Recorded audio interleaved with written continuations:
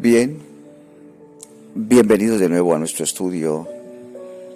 Les saluda Silas Israel Martínez Bocanegra, su hermano en Jesús, en Cristo. Es tan hermoso estudiar la Escritura, para más que todo meditar en la palabra y escudriñarla. La palabra de Dios es el libro de los libros, refleja el pensamiento mismo del Eterno. No se puede abordar de una manera ligera, no se puede leer como un periódico o como un simple libro de texto en la universidad, en la escuela. La palabra de Dios, hermanos, desde que contiene el pensamiento de Dios, debemos de escudriñarla muy responsablemente, teniendo en cuenta las leyes que rigen gramaticalmente el idioma en el cual fue escrita. Muy importante de verlo.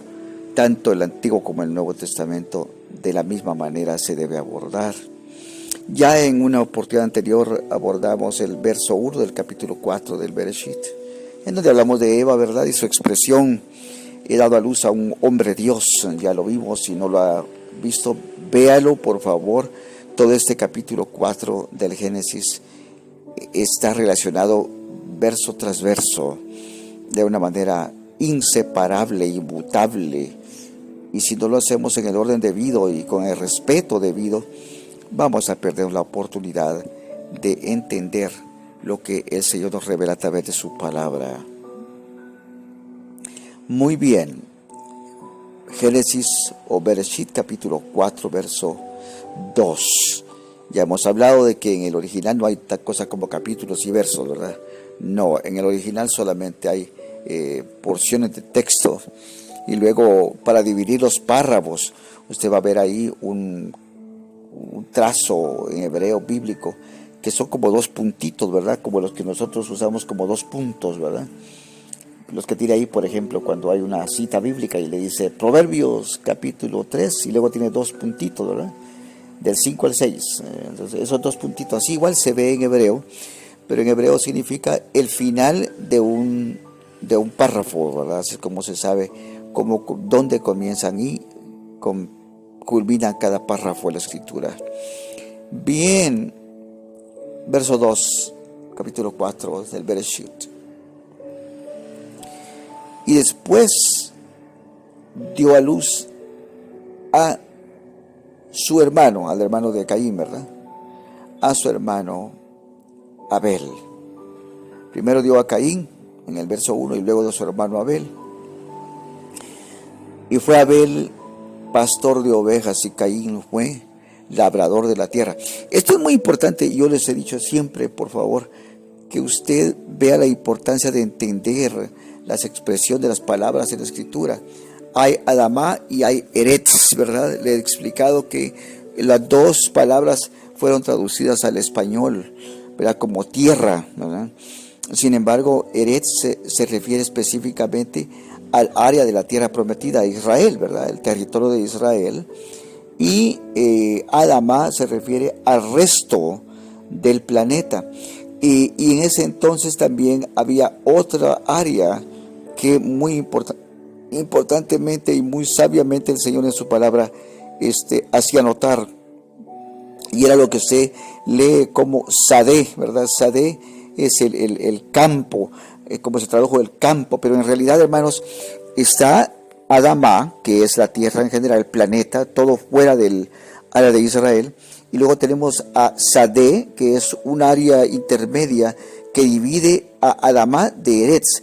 Y Eretz, que en aquel entonces en la redacción del Bereshit con Moisés se refería específicamente al área en Edén, ¿ok? En Edén.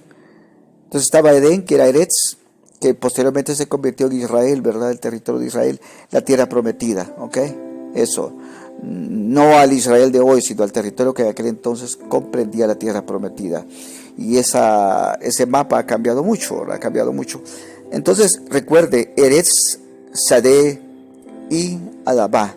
Eretz queriendo decir para el área en Edén, ¿verdad? El área de la tierra prometida posteriormente. Y luego, Sadé, aquel territorio intermedio entre Eretz y Adamá desde luego de nuevo el resto del planeta. ¿Por qué es importante? Porque no por gusto. Ahí está como una palabra totalmente diferente, hermano.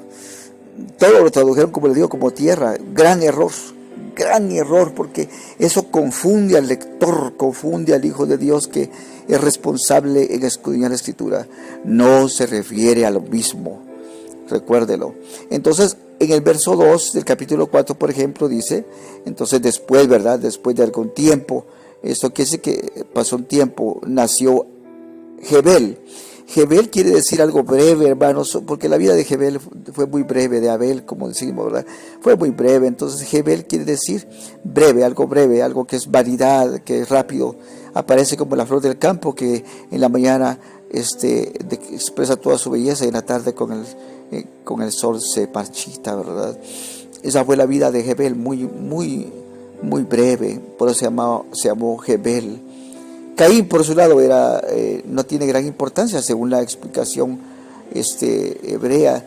En realidad, Caín sencillamente puede relacionarse con el nombre de un pueblo, ¿verdad? En esa área.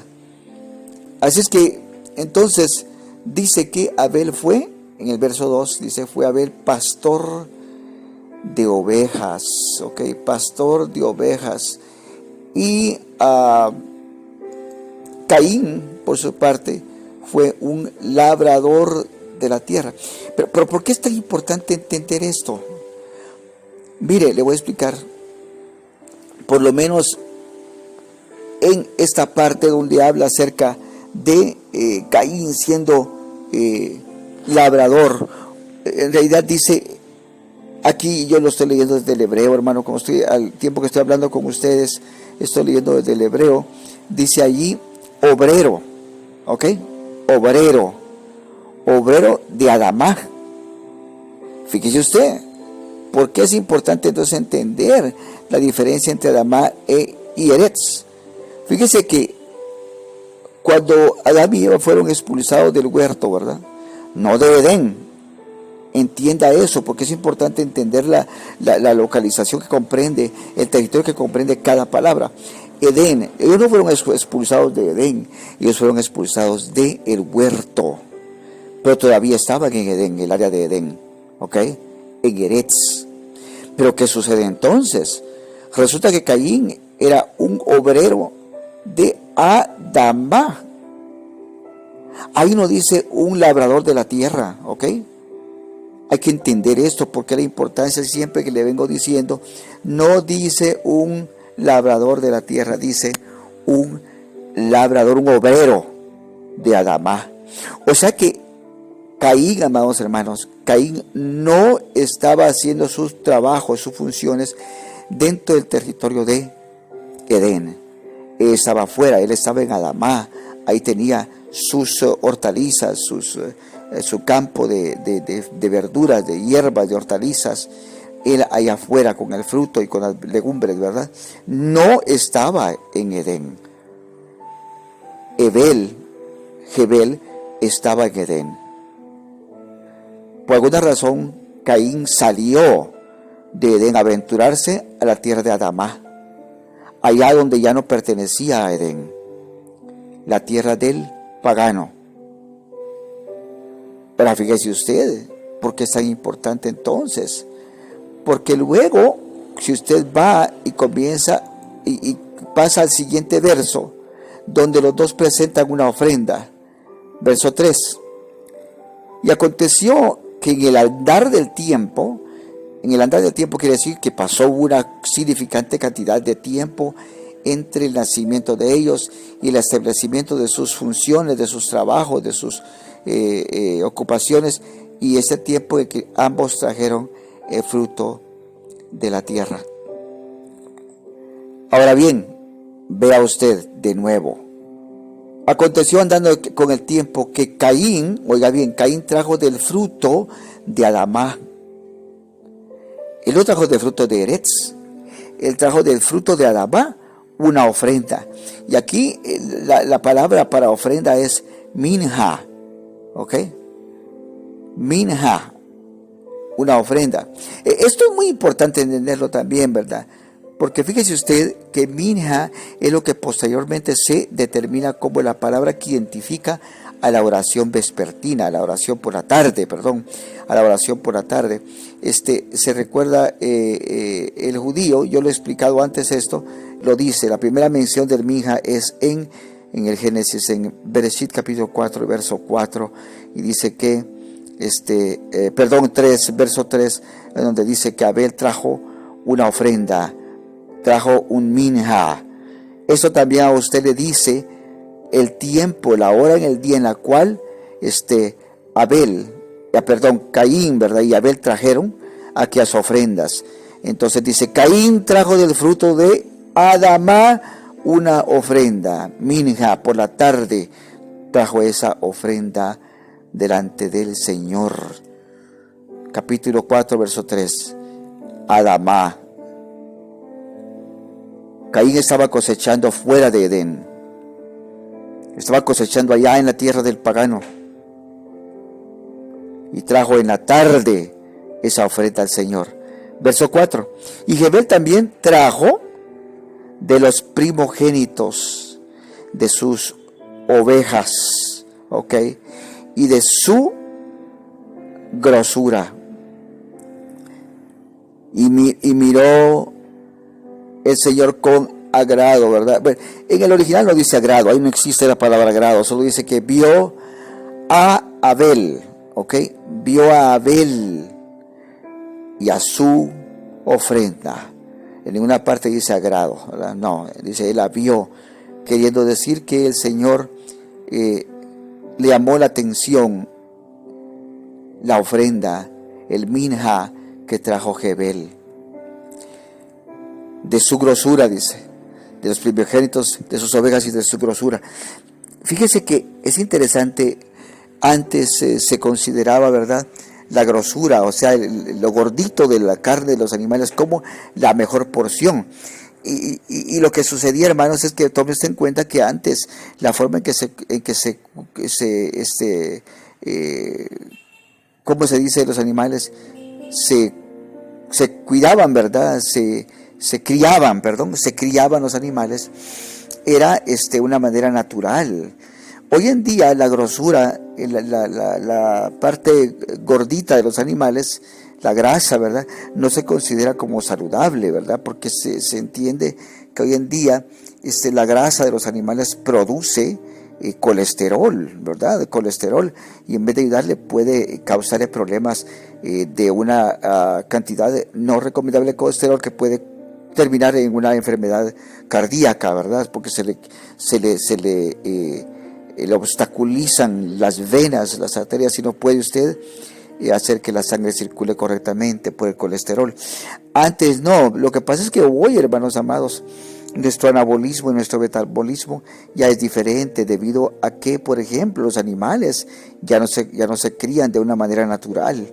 A los animales los hacen engordar a la fuerza, ¿verdad?, para poderlos vender rápido. Y lo que hacen los que crían animales para venta hoy en día es que los engordan a fuerza de puro químico, ¿verdad? Y esos animales, la gordura de la carne ya no es natural, está forzadamente criada, producida en base de químicos, y de ahí que ahora la grasa, la grosura de los animales ya no es como antes, ¿verdad? Y nos produce problemas de salud. Antes no, por eso se miraba con agrado, ¿verdad? Porque alguien dice, ¿por qué mira entonces con agrado la grosura? Si la grasa puede ser la parte más barata y peor de un animal. No, equivocado, eso es hoy en día, por la forma en que los animales se cultivan y se crían. A unas frutas y los bananos ahora, ¿verdad? Los plátanos se maduran a puro carburo, hermano, a carburo ahí para madurarlos. ¿Por qué? Porque así los maduran más rápido. Entonces, amados hermanos, en esta parte de la enseñanza, de nuevo nos centramos en la localización.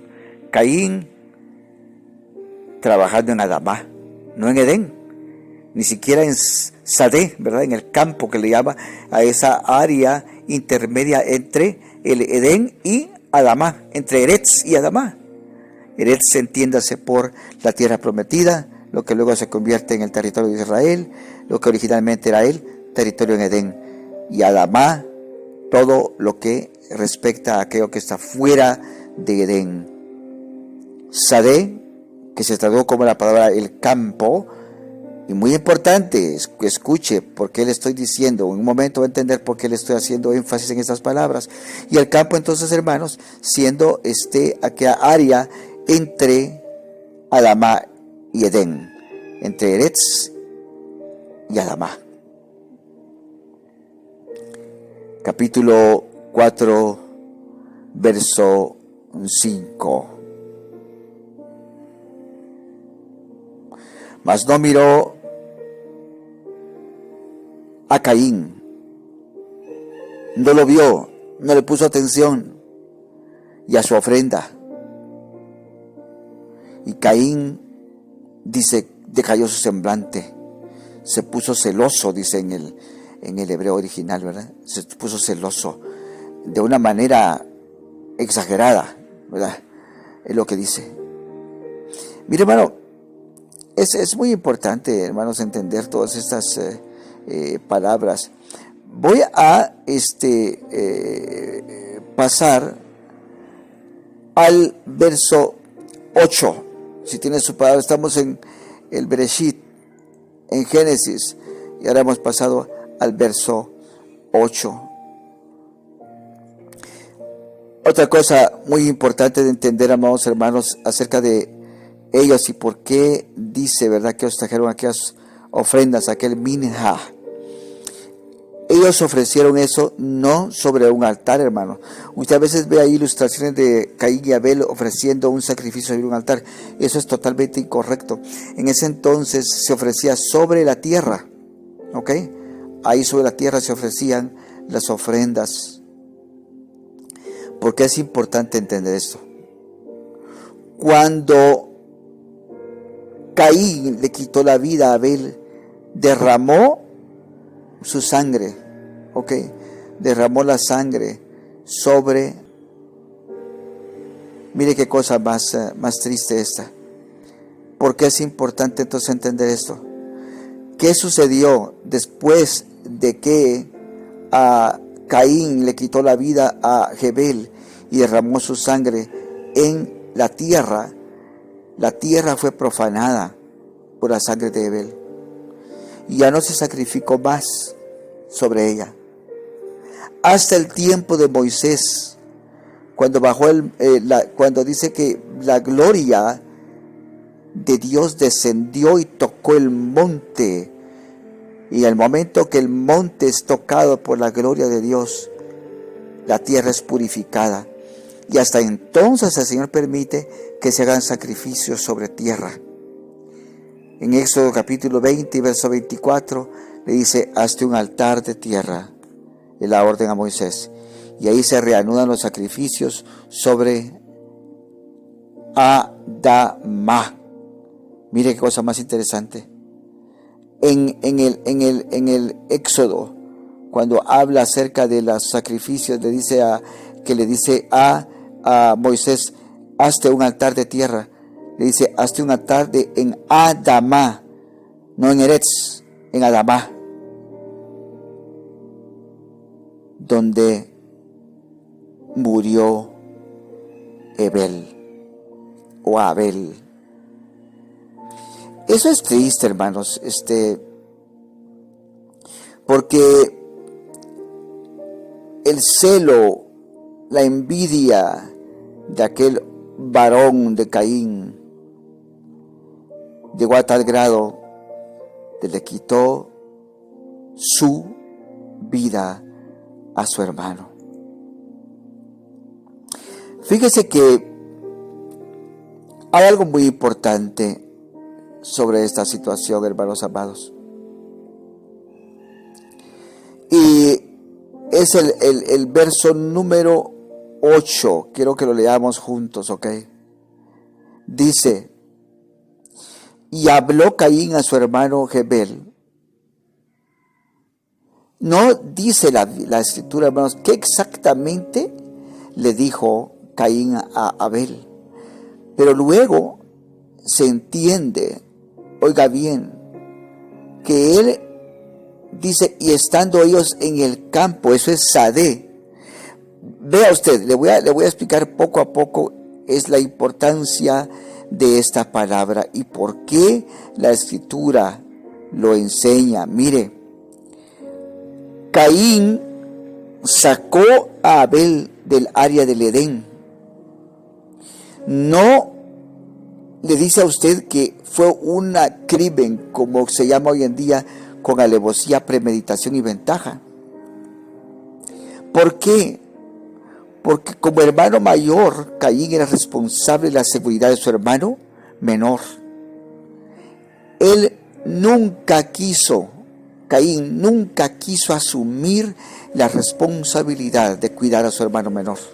Por eso es que se fue de Edén a Adamá y allá estuvo él cultivando sus plantas, sus legumbres, sus verduras. Por eso en el verso 10, cuando el Señor le pregunta a Caín y le dice, ¿qué has hecho? La voz de las sangres de tu hermano claman desde la tierra. La palabra que ahí usa para tierra es ¿qué cree? Adamá. ¿Qué le dice eso a usted? Que Caín mató a Abel fuera de Edén, no lo mató en Eretz. Se llevó con engaños hasta el campo, hasta Sadé, y luego lo mató en Adamá, fuera de su tierra. No quería ser responsable. Entonces Caín, en realidad, lo que él quiso, hermanos amados, fue no hacerse responsable por la muerte de su hermano. Como le digo antes, su deber como hermano mayor era cuidar de la seguridad de su hermano menor. Por eso él planea esta situación, este crimen, de una manera malvada y fría. No dice que cuando habló con su hermano, no dice qué le dijo, ¿verdad? Sin embargo, las mejores opiniones y comentaristas judíos tienen una teoría de que encaja de la manera más cercana con el resto del relato. Caín invitó a Abel a salir de Edén, de Eretz. Se lo llevó con engaño a Adamá. Mire, por qué es importante, le digo, siempre se lo he dicho. Es interesante entender y usted vea, observe ese respeto cuando en la Biblia, en el Génesis especialmente, le menciona Eretz y Adamá, ahora Sadé. Se lo digo de nuevo para que lo entienda. Adamá, toda el área fuera de Edén, toda el área fuera de Eretz. Sadé, un área intermedia entre Edén y Adamá, entre Eretz y Adamá. Una vez le saca con engaño y lo lleva a Adamá, fuera de Eretz, fuera de Edén, comete el atroz crimen derramando las sangres de su hermano. No la sangre, equivocado, ese uno de los más grandes errores y que confunden tanto y ocultan tanta contenido hermoso en el relato de la palabra, en esta especial circunstancia, en este especial párrafos, cuando él se lleva, ¿verdad? Y dice que derramó las sangres de su hermano. No dice la sangre en singular. Y ahorita va a entender por qué es importante todo esto, las sangres de su hermano. Mire cómo le dice la palabra, el Señor, cómo le dice, las sangres de tu hermano claman desde Adamá. ¿Ah? No dice claman desde Eretz. ¿Por qué no dice desde Eretz? Porque Caín no mató a Abel en Eretz, en el Edén. Él lo sacó del Edén. Y en Adamá le quitó la vida. Qué triste, ¿verdad? Qué triste. Aquel que muere fuera de Israel es considerado en desgracia por no morir en su propia tierra.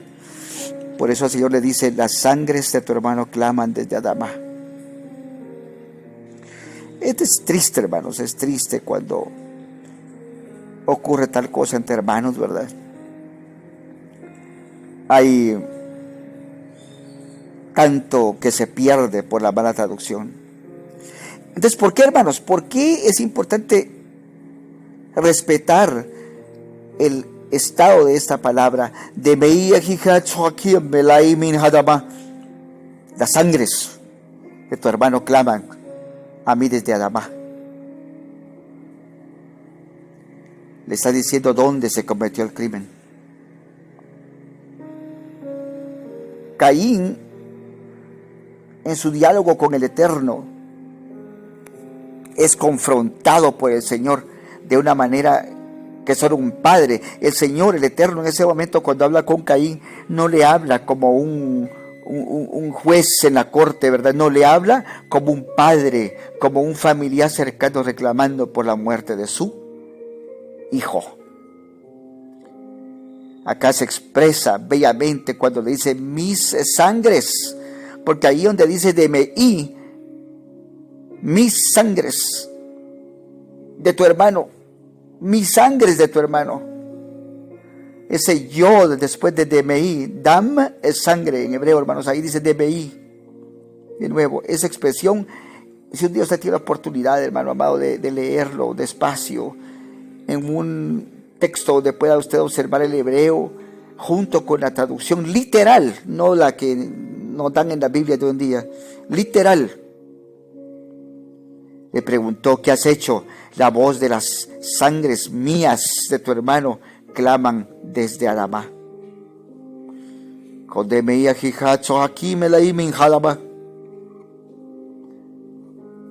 El amor del Eterno.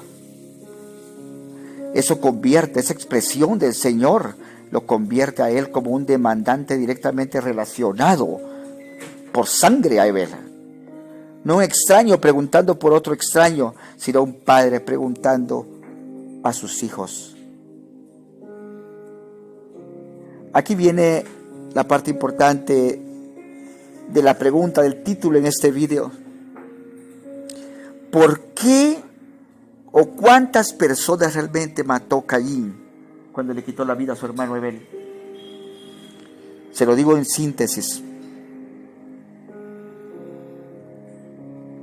Es de entenderse, hermanos, desde la interpretación hebrea, desde el hebreo en este pasaje, este estatuto del Señor es preciso. Reclama no solamente la vida de Abel, como usted diría, sino de todos aquellos que se encontraban en las entrañas de Abel, que todavía no habían nacido. Y esto convierte a Caín en un genocida, un asesino múltiple, en masa, por haber quitado en Jebel, también la vida de todos aquellos que habrían de nacer desde su herencia genética, en el futuro como sus hijos, sus nietos y demás. Quitar la vida de una persona, en esa perspectiva bíblica, hermanos amados, es destruir de la faz de la tierra no solo a la víctima presente y directa, sino a todos aquellos que habrían de nacer después de él, y su futura mujer o mujeres, cualquiera sea el caso. ¿Me entiende? ¿Se imagina usted qué diferente hubiera sido la historia en la Biblia si Abel no hubiera muerto? Nos hablara de su descendencia, de sus hijos, de su mujer o sus mujeres, yo no sé cómo era en ese entonces, ¿verdad? Y todos aquellos que hubiesen nacido de las entrañas de Abel. Pero no. Caín no solo le quitó la vida a Jebel, sino a todos aquellos que habrían de nacer después de él, de sus entrañas. Todas las generaciones después de Jebel fueron destruidas en el atroz crimen de Caín. Vamos a dejar aquí la enseñanza y continuar después con este bello fragmento de enseñanza en la palabra de Dios. Entonces Caín no solo le quitó la vida a Abel, se convirtió en un magnicida, en un genocida, al destruir todos aquellos que habían de nacer después de Abel. Caín, el genocida. Que Dios esté con ustedes. Cerramos este capítulo más de enseñanza en la palabra, agradeciéndoles por su atención. Gracias por estar siempre atentos de nuestras enseñanzas en la palabra de Dios. Que quede con ustedes hoy y siempre. Hasta la próxima. Biblia desde cero y Silas Israel Martínez Bocanegra. Amén y amén.